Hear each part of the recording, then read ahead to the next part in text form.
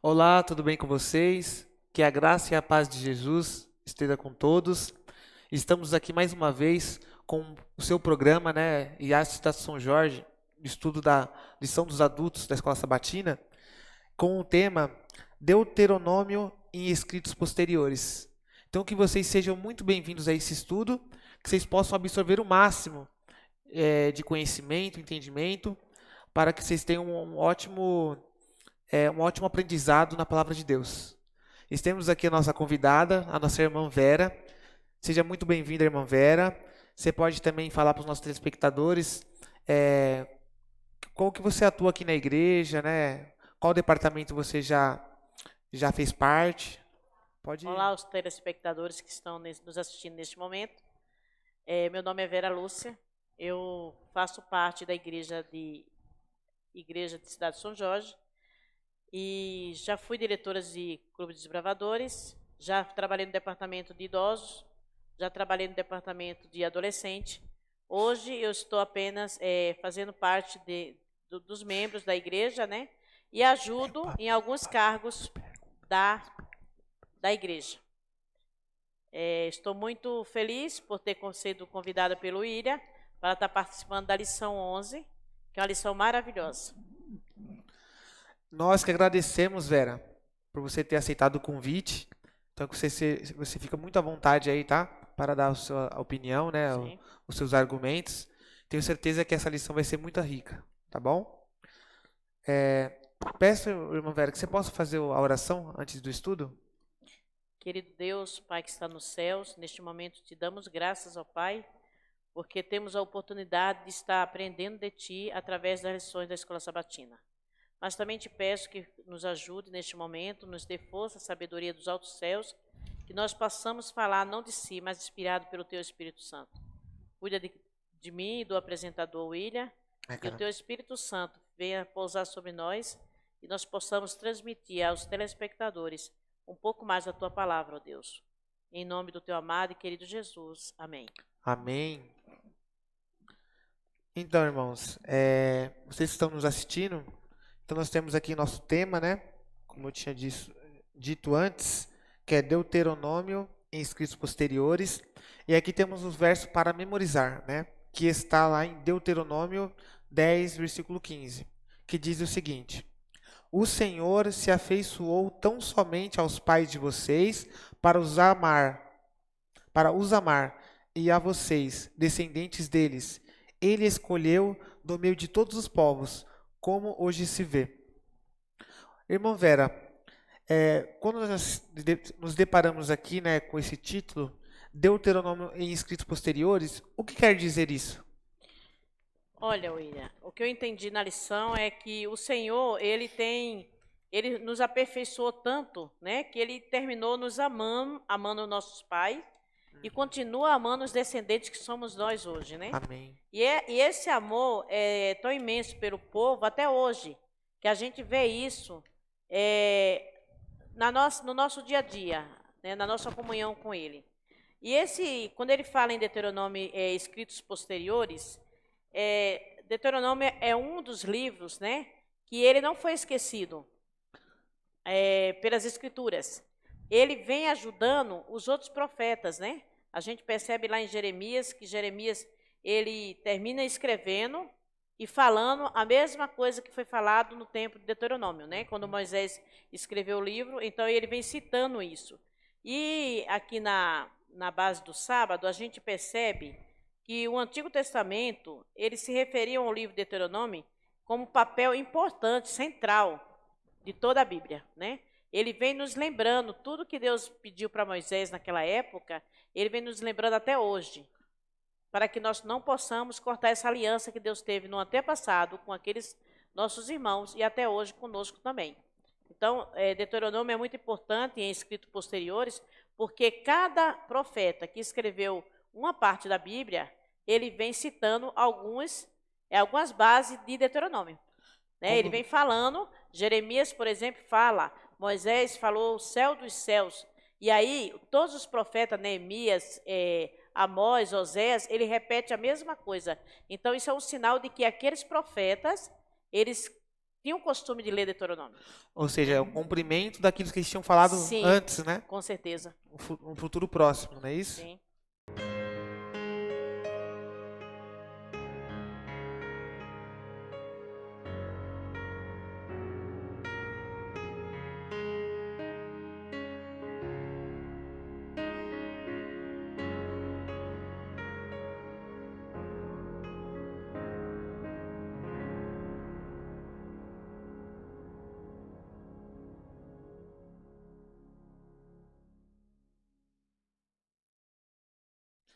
Em relação ao livro da lei, na parte de domingo, qual foi a importância para o rei Josias encontrar o livro?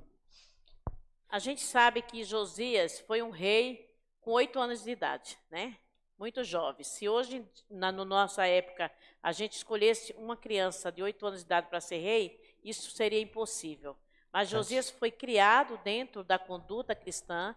Ele foi um rei que ele tinha essa essência, né? Ele veio do berço já conhecendo o Deus verdadeiro. E quando ele acha aquele livro escrito, ou seja, Ilquias ele acha aquele livro que provavelmente, né, a Bíblia não relata, diz o livro da lei. Mas o livro da lei que nós entendemos hoje era Deuteronômio. E quando Josias acha, ele aprendeu muitas coisas, principalmente a se arrependerem, né, do que o povo de Israel naquele tempo de Jerusalém fazia. Era povo rebelde, idólatra. Então, quando Josias acha, para Josias, aquela lição de aprendizagem, de pegar aquele livro, foi muito emocionante.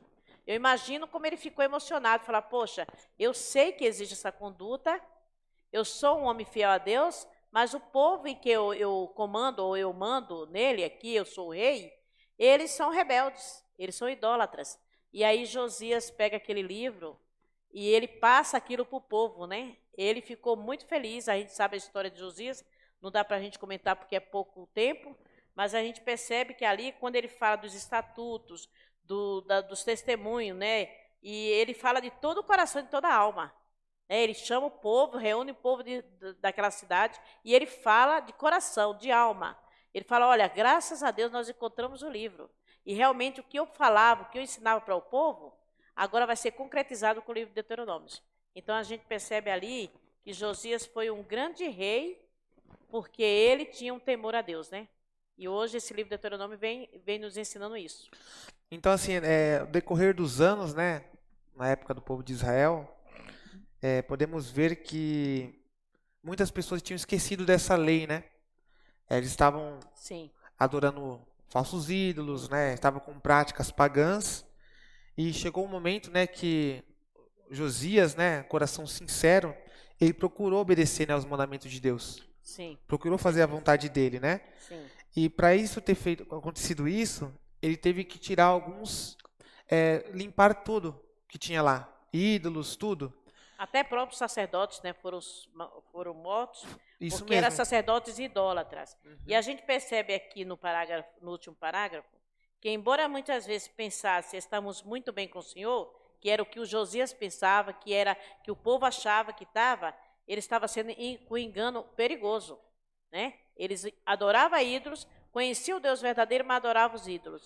E os sacerdotes terminou se corrompendo e corrompendo aquele povo no tempo de Josias.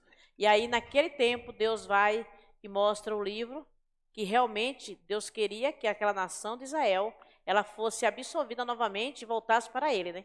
Olha que interessante, Vera. Aqui no final da lição de domingo, olha o que diz aqui, ó. Em vez de permanecerem um povo santo, condescenderam com o mundo, embora muitas vezes pensassem: estamos muito bem com o Senhor, obrigado. Que engano perigoso. Engano Então, perigoso, às vezes, verdade. nós também podemos acontecer isso conosco também nos dias de hoje, né? Sim, Em acharmos que está tudo bem, entendeu? Tô bem com Deus. Ó, tô muito bem. engano, né? Só que é um engano. Se a gente olhar uma visão panorâmica, né, uma visão ali mais ampla, podemos ver que nós não estamos muito bem, Verdade. né? Porque vem as lutas, as provações, Uhum. nós só estamos bem quando Jesus está ao nosso lado. Não está ao nosso lado, com Temos que tomar certeza. muito cuidado com isso também, né?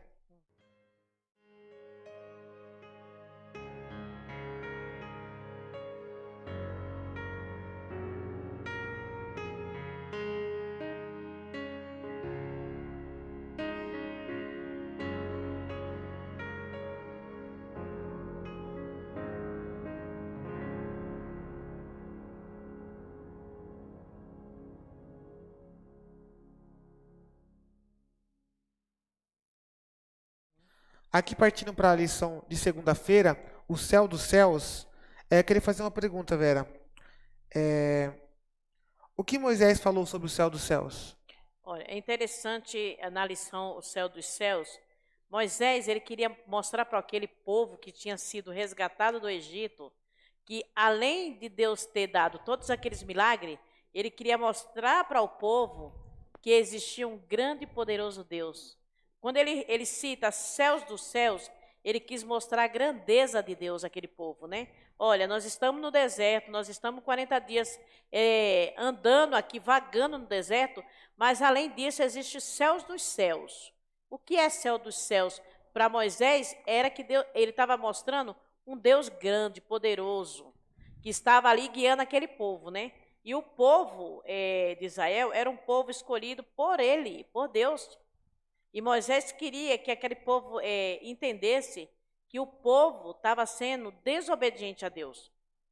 Eles estavam desobedecendo a um Deus grande, por isso que ele cita lá, céus dos céus. Ele disse, olha, Deus, ele é Deus da terra, do povo de Israel, que tirou do Egito, mas ele é um Deus que vive nos céus dos céus. Ele estava apresentando um Deus grande, maravilhoso. Além dessa atmosfera, né, terrestre, Isso, né? terrestre. Além do universo, além disso, né? além. Ele quis mostrar um Deus além de tudo. Olha, ele quis dizer para o povo de Israel, olha, a gente estamos no deserto, só estamos comendo maná, mas vamos entender que além disso, porque o Deus, o grande, o poderoso, né, o que abriu o mar vermelho para a gente passar e depois ele fechou para o povo do Egito não vir nos atacar. Esse Deus é um Deus grande e poderoso, por isso que ele cita céu dos céus, né?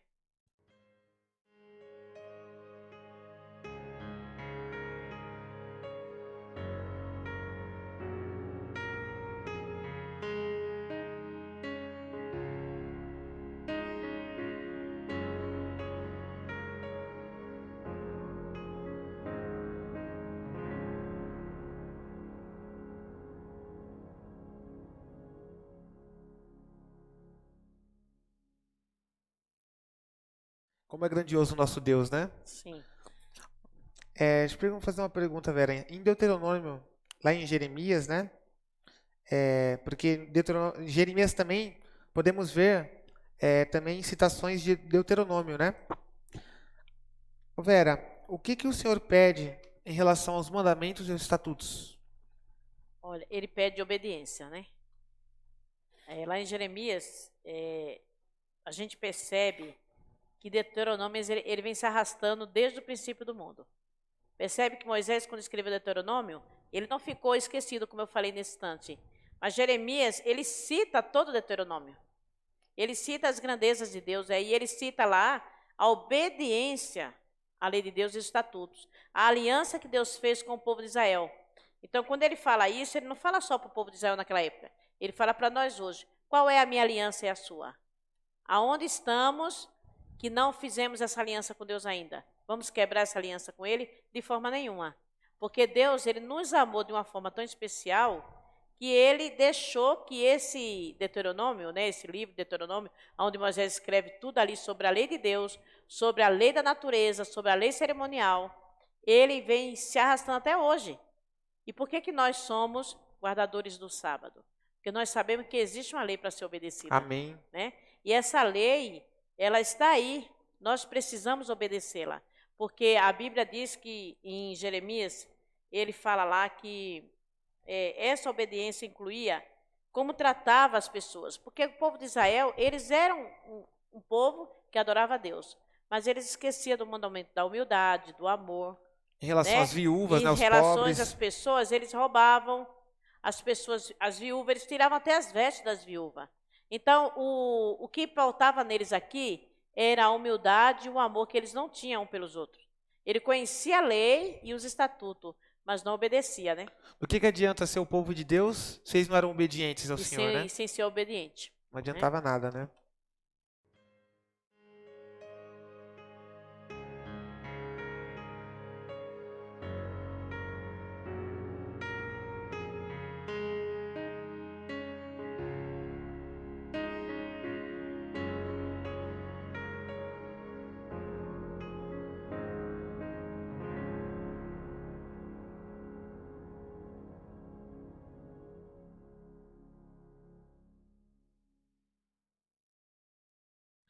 Então, Vera, na parte de quarta-feira, né?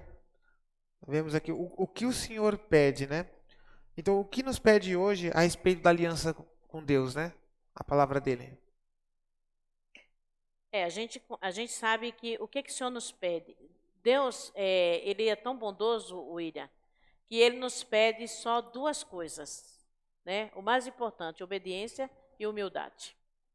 Se eu for humilde e eu sou obediente a Deus, não vai existir amor para mim amar o meu semelhante, não vai existir uma quebra de fidelidade e aliança com Deus, né?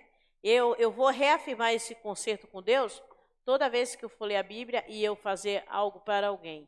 Quando ele fala de o que o Senhor pede para mim, a única coisa que a gente pode incluir no que ele pede para mim é fidelidade e aliança com ele. Amém. Se eu tenho essa fidelidade com Deus e essa aliança, jamais eu vou quebrar. Porque vamos ser obedientes, né? Porque ele fala que a gente tem que ser obediente. A Bíblia, os 10 mandamentos, ele vem incluindo para que nós possamos ser obedientes. Quando ele fala não matarás, ele está dizendo para mim, olha, Vera, se você matar, você vai ter que pagar pelos seus atos. Vai ter as consequências, Vai ter né? as consequências. E essas consequências virá, como veio para o povo de Israel. Mas Deus é um Deus de amor, né? Então ele deu aquela tábua da lei, tanto que foi escrito com o dedo de Deus. A gente sabe que não foi Moisés que escreveu, e sim ele. Para quê? Para que isso seja gravado em nossas mentes, em nossos corações. E essa lei, ela vem nos ensinando a ser humilde, e ele só pede isso para a gente. O que Deus pede para mim e para você? Humildade, obediência, fidelidade a ele. Né? Arrependimento. E aí, quando eu tenho fidelidade, eu não quebro essa aliança com ele. Né? Porque foi o que aconteceu com o povo de Israel. Ele quebrou a aliança com Deus, começou a adorar ídolos, porque faltou nele fidelidade a Deus. Nossa, eu vejo às vezes uma ilustração, né, de pais com seus filhos, o pai dando tudo pro filho, né? O filho pede isso, o pai vai lá e dá, né? Aconteceu alguma coisa, o pai vai lá e ajuda. E o filho sendo desobediente. O povo de Israel era assim, né? Quanto mais Deus estava ali querendo ajudar, né, tirando ele das coisas ruins que estavam acontecendo, né, dando livramento para o povo, e mesmo assim o povo sendo rebelde, desobediente. Então, Deus é um Deus amoroso. E o que Ele quer de nós é o quê? É obediência, Sim. É arrependimento. Ele quer da gente a restauração. Ele quer que a gente viva com vida em abundância. É isso que Deus quer da gente, né? Olha, louvado seja Deus por isso. Eu também vou te falar de um parágrafo, porque Miqueias, ele terminou emprestando a linguagem de Deuteronômio 10, 12 e 13. Ele terminou emprestando para o livro dele, de Miqueias, mas em vez de ele pôr a letra da lei, ele colocou de Deuteronômio pelo espírito da lei. O espírito da lei, ele quis dizer o quê? O meu espírito, né? A lei não era... ele não quis dizer assim, é a letra da lei, mas ele quis dizer o espírito. Né? Ele quis assim, olha, eu estou dando meu espírito de lei para que vocês sejam obedientes, para que vocês sejam fiel a mim. Qual era a fidelidade que Deus queria do povo de Israel? É que ele levasse a mensagem ao mundo. Foi escolhido para isso, para mostrar o Jesus Cristo, o Deus que viria como homem, morreria e depois nos salvaria. Quando você falou letra da lei, é no pé da letra que falam, né? Tem que ser no pé da letra. Aí a gente acaba não usando misericórdia, né, com as pessoas, né? Poxa, o que é você obedecer aos mandamentos de Deus no pé da letra? É você fazer tudo ali certinho, de modo perfeccionista, e você acaba não usando o amor de Deus para com as pessoas. Você não usa misericórdia, né? É verdade. E a outra coisa também, William, que eu quero enfatizar aqui, é que nós, como hoje, trazendo para os nossos dias hoje, nós precisamos não guardar essa lei. Nós precisamos praticá-la. Né? Porque, às vezes, nós somos adventistas há mais de 20 anos. Guardar e praticar. Né? Conhecemos a lei e a gente apenas só praticamos ela. Agora, qual é a minha atitude como um verdadeiro israelita? Vamos dizer, é eu ser fiel a Deus, ter essa fidelidade, e eu ter o quê? Em mim, humildade, para que eu possa pregar e levar essa mensagem a outra pessoa, dizendo, olha, o sábado não é tudo isso que vocês falam. O sábado é apenas uma fidelidade de mim com Deus. Eu tenho, é assim, o sábado ele me mostra, ou a lei de Deus me mostra, que eu amo ele a ponto de não matar. Eu amo a Deus a ponto de não adulterar, de não cobiçar. Então, essa é a lei verdadeira, né? Que a gente tem que estar citando ela todos os dias na nossa mente e no nosso coração. Porque essa é a lei que vai me ajudar. No tempo de Moisés, Moisés passou essa lei e você vê que essa lei até hoje ela predomina. Verdade. Né? Nós sabemos que a lei de Deus ela é eterna. Ela é né? santa e boa, né? Boa. E é eterna. Ela vai ser sempre a lei de Deus. Amém. Então a gente percebe aqui na lição que o Senhor pede para a gente só isso. Ele não pede muito, ele só pede obediência. É simples, né, Vera? É simples, muito simples, né? Essa obediência, essa fidelidade com eles, com Deus, e a aliança, que a gente não quebre essa aliança, porque o povo de Israel quebrou. E a gente precisa se consertar para a gente não quebrar essa aliança com Deus.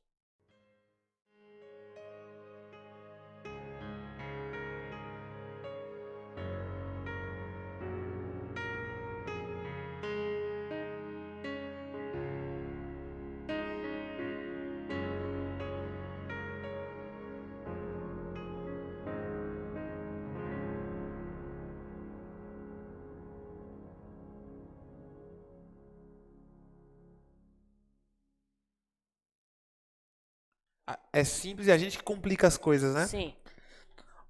Aqui na parte de quinta-feira, Vera, fazer uma pergunta. Por que Daniel suplica pelo povo? Olha, a gente sabe que Daniel, ele foi um exilado no tempo do rei de Babilônia.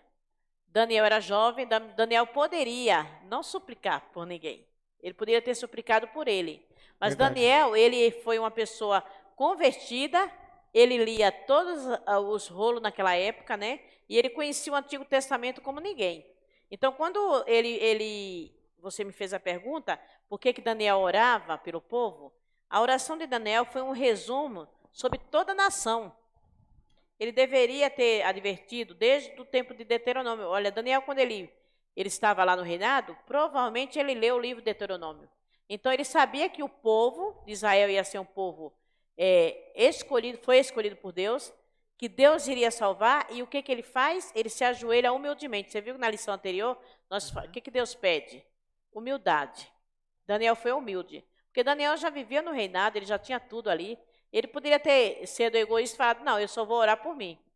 Mas ele orou pelo povo, pelo pecado do povo. Ele se sentiu também um pecador. Por isso que foi importante a oração de Daniel pelo povo.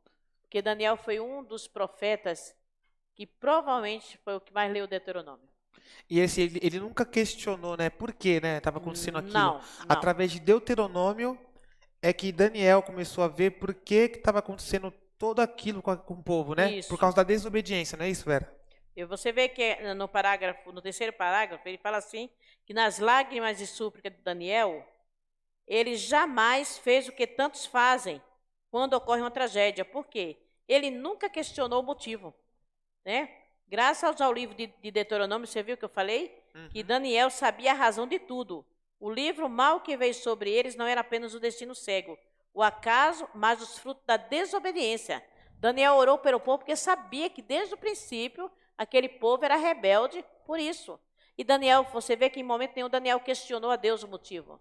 Ah, Senhor, eu vou orar por quê por esse povo? Não. Ele se humilhou perante Deus e ele orou. Ele pediu perdão pelo pecado do povo.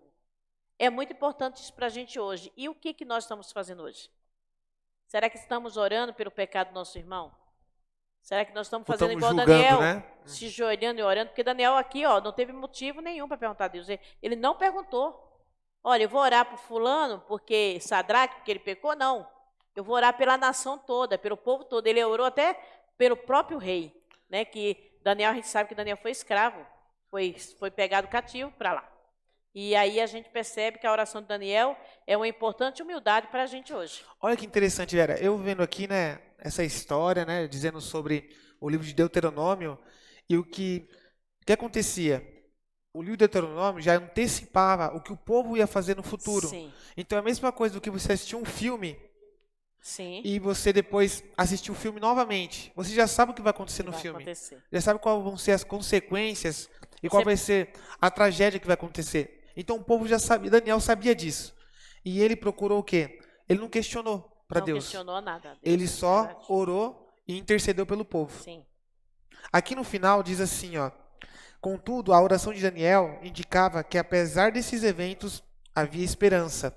Deus não os abandonaria, por mais que parecesse assim. O livro de Deuteronômio ofereceu não apenas o contexto para se compreender a situação, mas também apontou para a promessa da restauração. Percebeu? Novamente eu repito, né? É. A lição vem sempre Sim. trazendo certeza. para a restauração do povo, Sim, né? com Deus certeza. sempre quer a restauração. Sempre, sempre. Desde o princípio do mundo a gente sabe que o povo de Israel foi escolhido por isso, porque Deus nos amou.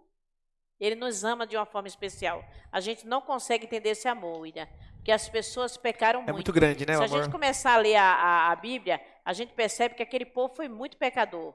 Mas a gente esquece de nós hoje. O que nós estamos fazendo para Deus?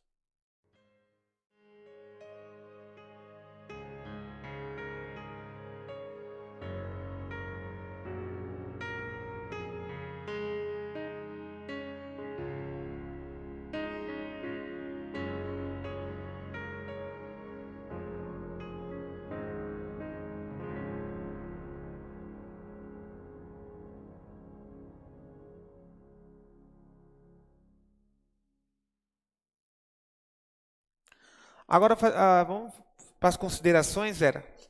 Estamos no fim da lição já, né? Sim. A lição passa voando. Mas aqui, Vera, deixa eu fazer aqui ó, uma consideração final. Quero que você dá na verdade, eu vou ler aqui e você dá uma consideração final do que eu vou ler, tá bom? Diz o seguinte, ó: os habitantes da terra tinham, portanto, tempos seguidos os costumes das nações que os rodeavam, e se ajoelhar diante de imagens de madeira e de pedra, que parecia estar quase além do poder humano, conseguir remover cada traço desses males. Josias, porém, perseverou em seus esforços para purificar o território. Diante dessa situação, Vera, nos dias de hoje, o que nós, né, podemos fazer para que Deus purifique, né, o nosso território? William, a gente precisa fazer o que o Josias fez. Ele se voltou a Deus, né? Ele percebeu que o povo estava idolatrando ídolos. Ele percebeu que quando ele pega aquele livro na mão, a alegria de Josias foi imensa, né? A gente lê lá e a gente percebe que eu imagino a alegria que ele teve de se falar assim: olha, eu sou obediente a Deus, eu fui desde criança obediente. Agora, essa obediência minha, essa obediência minha com Deus, ela para nós hoje, o que a gente entende para nós hoje? Que nós também devemos fazer como ele. Se render aos pés de Cristo. Né? A gente precisa fazer o que Josias fez. Retirar ídolos das nossas vidas e se render a Cristo com humildade, com obediência, com fidelidade a Ele, né? Para que a gente possa terminar essa jornada, a gente daqui na Terra. Quando Jesus voltar, a gente pode estar preparado. Amém. Muito obrigado, Vera. Chegamos aqui ao fim da lição. Muito obrigado para vocês que participaram aí. Nesse momento agora, eu peço para... Você que fez a oração no começo, Vera? Foi. Então eu vou fazer a oração, tá? Certo. Para finalizar. Amado Deus, eterno Pai, obrigado, Deus, pela oportunidade, Deus, de termos aqui estudado a Tua Palavra. Amém. Obrigado, Senhor, pela orientação do Seu Santo Espírito, Pai, o nosso professor. Que nós possamos a cada dia, Pai, sempre nos achegarmos mais perto de Ti, para que nós possamos ser pessoas melhores, Pai, e que possamos também passar essa mensagem de salvação para as pessoas que não conhecem. Amém. Obrigado, Deus, por tudo. Em nome do Senhor Jesus, amém. Amém. Muito obrigado a todos. Até a próxima.